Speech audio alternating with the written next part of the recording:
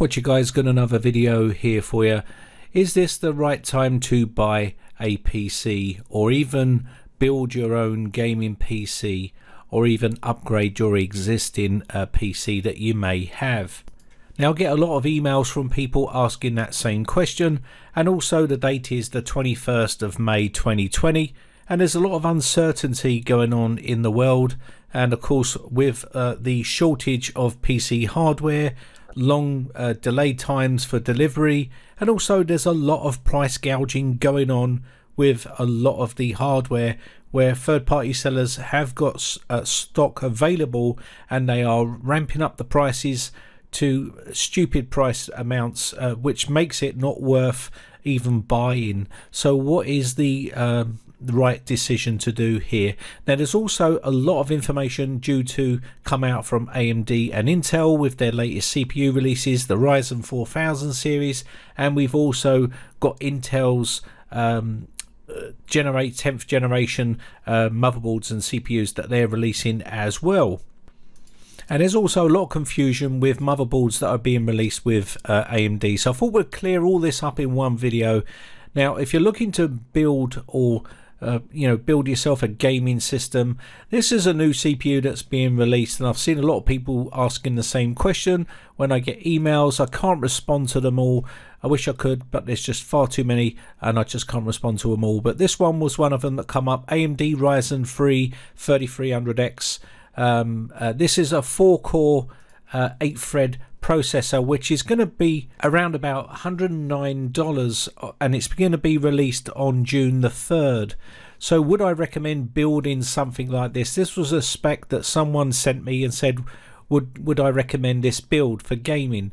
Yes, it will play games, but I wouldn't recommend you build this right now, because there is going to be a release for motherboards which are going to be the B550 motherboards. Now it doesn't really matter what the manufacturer make is, but the B550 motherboards are going to support PCIe 4.0, and that is the path that I would go down. Also, it's going to make it a lot easier to upgrade to the Ryzen 4000 series processors.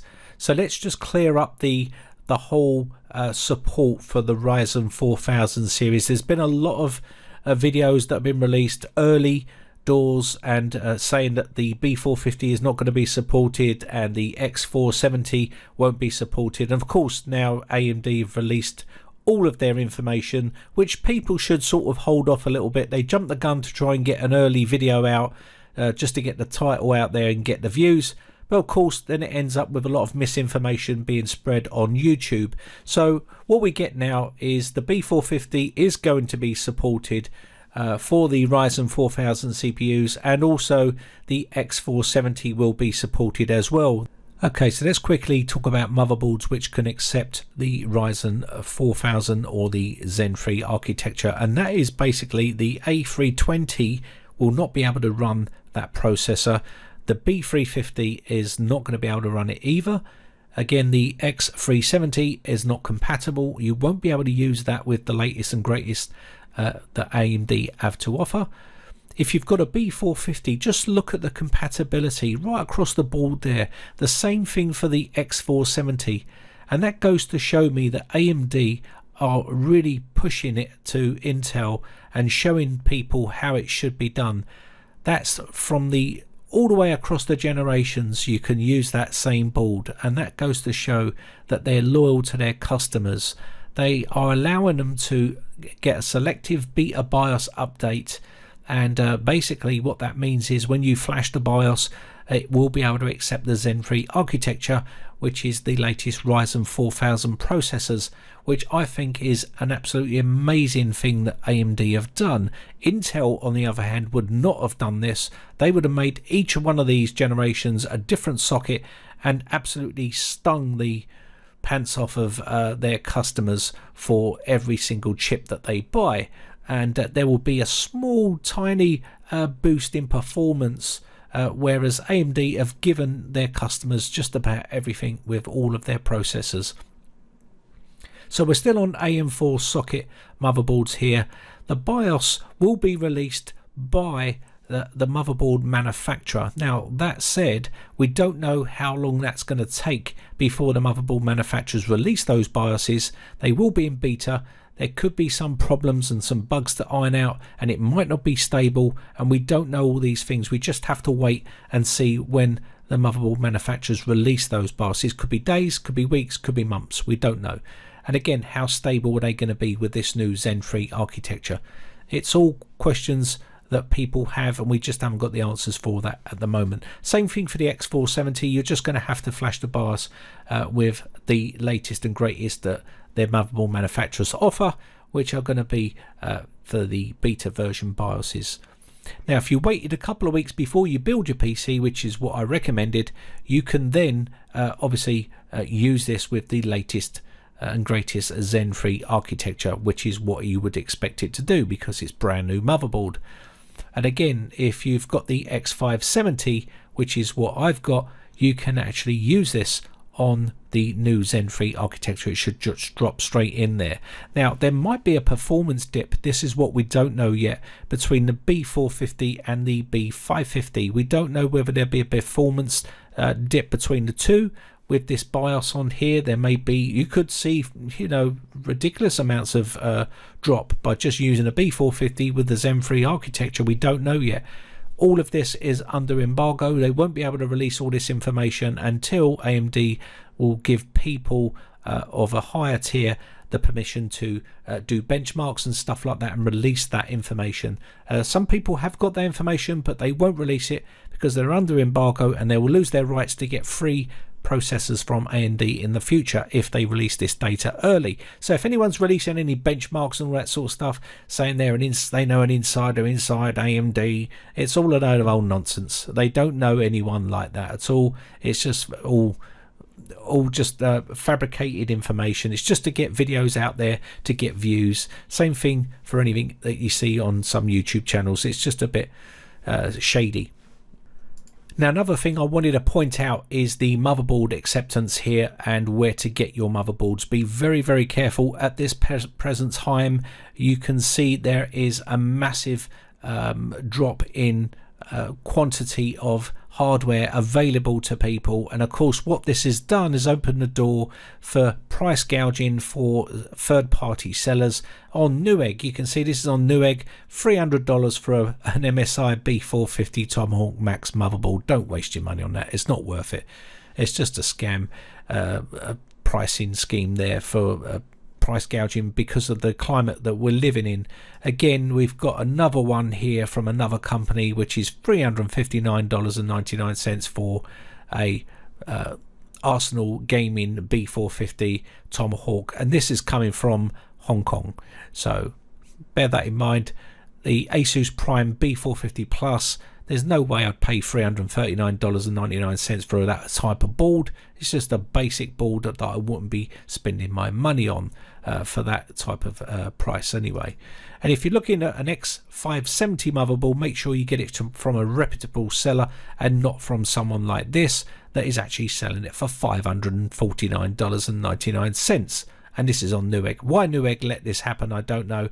Maybe they should look into it, but that is wrong, to be honest, and it just brings bad light onto the company themselves that allow pricing to be raised like that. You know, it's not just Newegg, it's on Amazon and a bunch of other sites that do it too, that allow third-party sellers to start to price gouge people with their high prices because of the low quantity of hardware that's available at the moment, and also long delays in delivery, so bear that in mind as well. Anyway, let's just quickly cover this then. So if you're looking to build a PC, hold off for a couple of more weeks. If you're looking to upgrade, the same sort of thing. I would not upgrade just yet.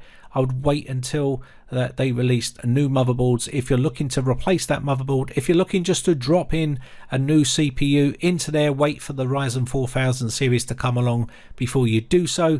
And then again, you would need to flash that BIOS. There may be differences in performances between the B450 and the 550. We don't know that yet. We'll just have to wait.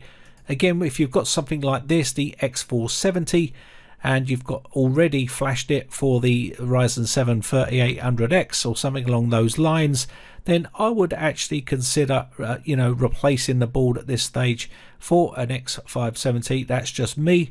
But if you have got a really good board and you want to keep it and you just basically want to flash that BIOS, by all means do so. But you may see a performance hit, we don't know, and instability problems with that BIOS flash. We don't know yet. We'll have to wait and see until they release those. And again, if you've got something like this, which is what I've got, the Ryzen 3800X with the X570, you're okay. All you need to do, if you want to, is replace your CPU with the latest Ryzen 4000 series, which is what I'll be doing on my system, and dropping that straight in, and everything will be good to go from there. Okay, so let's just quickly talk about Intel's offerings. They have got the 10th gen processors they've released, from i3 all the way up to i9. The prices are there and the TDPs are all there, and this is the single core, all core turbos, which you can see here as well, and the base clocks and the amount of cores and threads, 10 cores, 20 threads. Now, Intel have always been a pretty decent processor over the years, and they've had all of it their own way for many years, but AMD have come along and they've really took the fight to them, and I think they're really struggling to keep up. And when it comes to gaming, Intel have always had that edge over Ryzen processors, but as Ryzen's starting to grow, they are starting to creep very, very close to Intel's gaming sort of processors, and I do think these new ones will be even closer, if not surpass them, on the gaming front as well. Now, when it comes to multitasking, i.e. whether you're rendering videos out, editing videos, then AMD Ryzen processors are already miles ahead. So I just don't think Intel have much to offer at the moment. That's their final offering until they bring out a brand new chip, completely new architecture. They will have to change it up if they want to keep up with AMD Ryzen processors at the moment. Other than that, it's entirely up to you. I think when it comes down to Intel or AMD, I will always go with AMD at the moment because of the price that they're costing. They're so cheap, and you get a really lot of performance, good bang for the buck when it comes to that. I mean, Intel have had their day, I think, for a bit. They're going to have to come back with something either much better than what Ryzen have to offer at cheaper prices, or people are just not going to jump. I just won't see it, you know, in the future. But anyway, starting to get on to another topic, but other than that, I think that's going to be about it for this video. My name has been Brian from briteccomputers.co.uk. Hope you've got all your answers for your questions that you had, and I shall see you again for another video real soon. Bye for now. Now, if you haven't subscribed yet, hit the red subscribe button and then hit the bell notification button and click all to be notified when we upload new videos.